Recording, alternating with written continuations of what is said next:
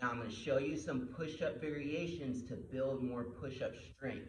But it's different than what a lot of people teach because we're going to work on the proper form and stabilization for a good solid push-up. Now the first thing you're going to start with is the basics, knee push-ups. So knee push-ups here, we're going to place our thumbs, we're going to try to line them up and angle them right under our pecs, lined up with our sternum here, and then we're going to arch our spine into a good solid neutral position. Now I curl my feet up because I want to engage my hamstrings, which helps put my hips into a posterior tilt. I don't want an anterior tilt here because that forces more weight into my lower spine and takes weight off my hands, which puts more shoulder pressure into my shoulders. I don't want that. So now that I've got this, I've got lined up, I want to tuck my elbows into my armpits here to help protect my shoulders and stabilize my shoulders.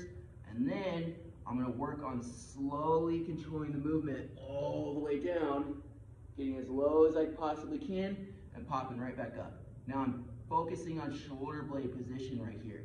I don't want to let my shoulder blades get out of position. I come here, that puts my shoulders in a pronated position. I don't want that. That's where shoulder injuries happen. If you have shoulder injuries, you need to tuck your shoulders back, engage your lower hips into a posterior tilt, keep your hamstrings up, and keep controlling the movement here. Once you feel like you got that under control, you can up the ante a little bit by grabbing a resistance band. Now, I got this one from Bucked Up. You can use my code CHAMPION20 for 20% off.